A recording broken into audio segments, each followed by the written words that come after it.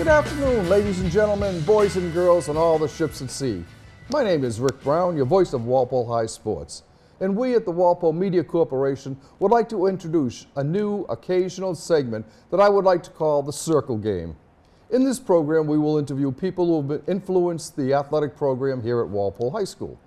This will include coaches, former coaches, and on occasion, WHS student athletes. Our first guest in this venture is someone who is no stranger to Walpole athletics, and if you've ever attended any Walpole sporting event, the chances are you've seen him patrolling the sidelines. As a former football, wrestling, and tennis coach and current assistant track coach, I would like to welcome Barry Greener to our show. Barry, thank you for giving us a few minutes of your busy schedule. Oh, my pleasure. Glad we can have you. Anyway, right off the bat, I would like to talk about a recent honor you were presented with, a Lifetime Achievement Award presented by the Massachusetts chapter of the National Wrestling Hall of Fame. Can you give us a little bit about this honor, information? Well, we had a nice ceremony at the Putnam Club at Gillette Stadium. It was very well run, very well done, and it was a privilege to go in with, 5 other outstanding coaches and 2 referees. Right. My family really enjoyed it.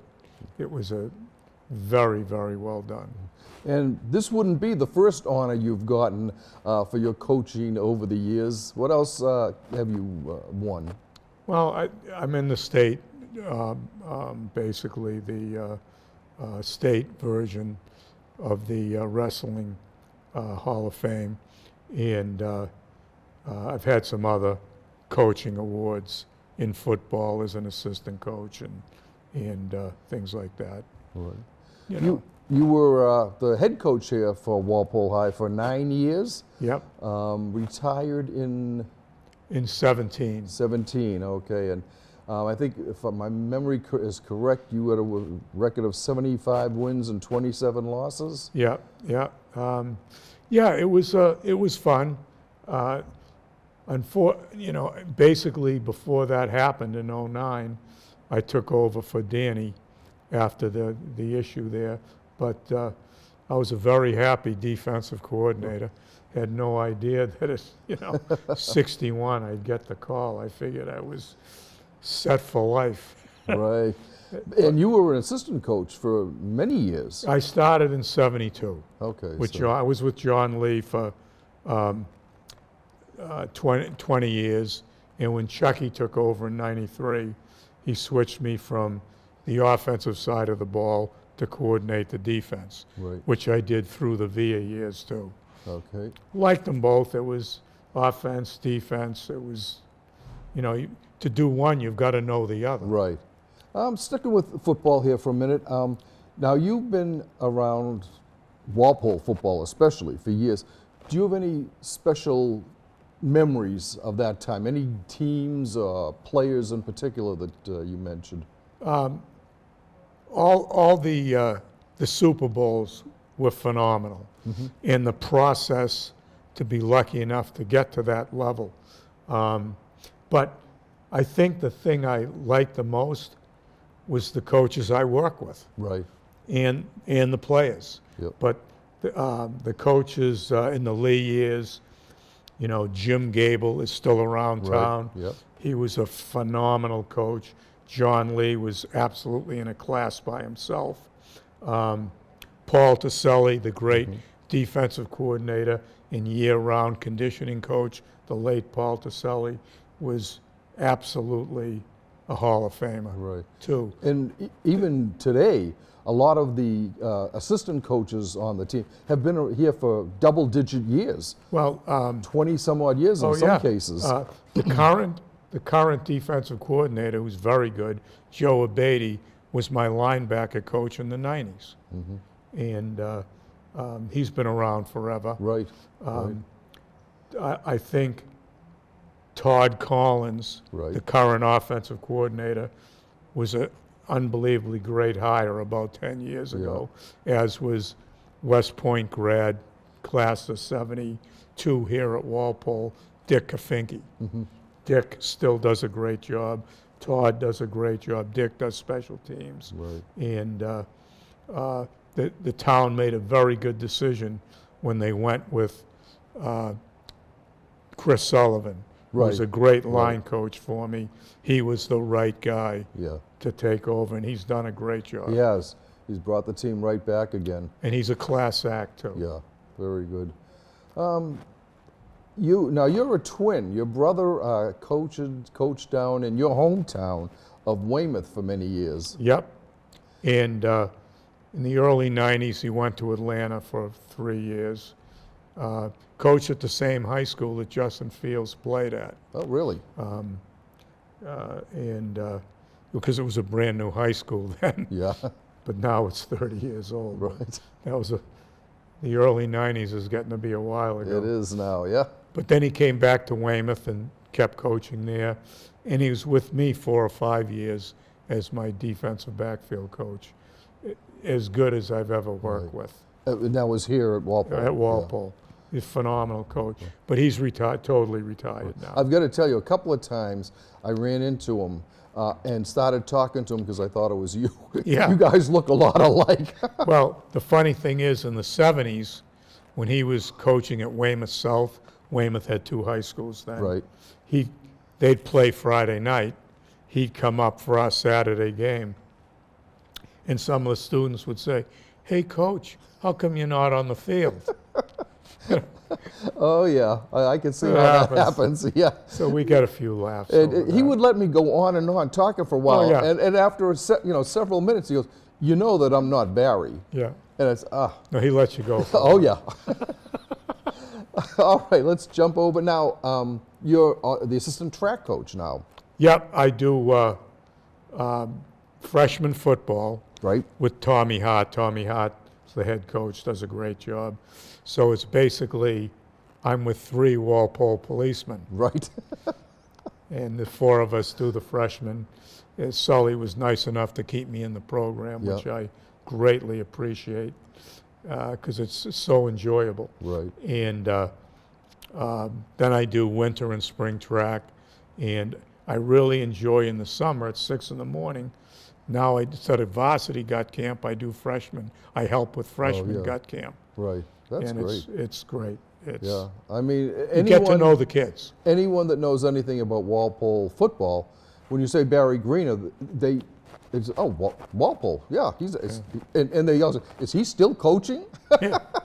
And we 50 know years you're going to later. be here forever, Barry. Yeah, I've no plan on retiring. It's Right. been a great 50 years. Yep. 51, 50, whatever it is. I can't count that high, but no, I really enjoy it. Right. And it's nice to get out of the house. I think when you retire, you have to do something. Very true. Total Yeah. retirement, I don't Right. think is healthy. Yeah. It's not good for you. Yeah, I know. I have the same thing. I retired in 19 at the school year at the end of 19. I was a teacher here at the high school. Yeah. And I stayed on doing play-by-play for cable TV. And it does. It gets me out of the house. It keeps Gives me you something to active do. with younger players and younger kids Yeah. and everything. And it's a great thing. Yeah, I think that's very important. Right. Now, tell me about tennis. I just found out today that you used to be the tennis coach here, too. Well, it was just, it wasn't for that long a period. The girls' coach at the time ended up going to Exeter. Tom Morris was the social studies teacher with me at the time Okay. at the high school. He took the department head's job in 85 and gave up the tennis job. Right. So Right. I applied for it and took it. And I did it through 89. And because of the youth program, we were pretty good. Yeah, yeah. We were pretty good. Then I went back to, the kids were getting older, Right. so I went back to 2 sports, just football right, yeah. and wrestling in 1990. Yeah. And that was probably a smart move. Yeah, Because oh, my yeah. wife went back to teaching. Right. She took 12 years off to raise the kids, Yeah. and so it was time for me to Cut back a little bit. cut yeah. back a little bit, so I cut to 2. Right. All right, let's jump back again into wrestling. How long were you the wrestling coach here? 28 years total. I started in '72. I took 3 years off when I went to Dover Sherman as the head football coach. Yeah. And that was actually a really good experience. But what I wanted, the deal was a teaching job there. Oh, And Proposition 2.5 had just come in '82, and they were cutting back teachers. Right. So I knew that wouldn't happen. And so I went back with John Lee in '85 as the offensive coordinator. Right. And haven't left since. No, no, no. Yep. Yeah, this is a great town, great school to work in. It's an athletic town, Oh, very definitely. and Very I think definitely. it always has been. Right. You know, And it's not one sport. It's not a one-sport athletic town. Across the board, Walpole has got championship after championship in Yeah. every sport. no, It's they're amazing. they're very good. The girls' sports are outstanding. Right. Outstanding too. Yep. And and they're starting now to get the recognition they deserve. Right. Field hockey's just a powerhouse. Oh, yeah. you know. Oh, yeah. And Dave Wall has girls basketball right. flying right Yep. now. Yep. They're just real good. Right. And Yeah. we've got the girls lacrosse. Yeah. Mike Tassoni's just been doing an incredible job with them. Mike is a tremendous coach and a very, very hard worker. They're in the weight room 2 nights a week now, Right. getting ready for lacrosse on a strength program. Yeah. Mike puts in a ton of time, and his enthusiasm is unbelievable. Right. And he can flat out coach. Yeah. He was my freshman football coach Okay. when I was the head coach here. Yeah. Yeah, and now that was another thing you mentioned, the weight room. I also know that you work you're in the weight room. I'm not sure if it's a working thing or what, but oftentimes you're checking kids in, helping them out on Yeah. the different areas to be on and what to do to improve their stamina. Yeah, I've been in there for years. I really enjoy it. The truth is, in a sport like football, you win in the off season. You earn the right to win. That's the best way to put it. So that if you compete for 3 months, I don't care what sport it is, those other 9 months are very important. Right, right. And it's a process. Yeah, So it's strength, flexibility, agility, foot quickness, the whole 9 yards. right. What's your thoughts on playing one sport versus playing several sports as you're going through middle school, high school, and on from there? I'm old school. I'm a believer in. There's a lot of specialization today. It's brutal. Right. I believe in the 3-sport athlete, Yeah. at least the 2-sport athlete. That might be old-fashioned now, but it's still, what I believe in. To point that out, on my last day as wrestling coach, my son Kevin was in the New England finals, and you have to write up a blurb when they're introduced for the finals Right. match. I didn't put down his record, anything he had won, had nothing to do with it. I just put down co-captain of football, co-captain of wrestling, co-captain of baseball. Right. It said it all. Yeah, yeah. And, we'll be attending Williams College to play football and Right. wrestle. And that's all I put down. His was the shortest by far. Yeah, oh yeah. It was a Yeah. blitz. But that was my point. There are a lot of, when you get to the New England finals, there's a lot of specialization. Right. The kid that beat Kevin was a 1-sport athlete. He was unbelievable. Right. He was a great D1 wrestler in college. And he started wrestling tournaments when he was 4 years old. Right. And he didn't burn out, Yeah, yeah. which is the danger. Right. If you play one sport, Yeah.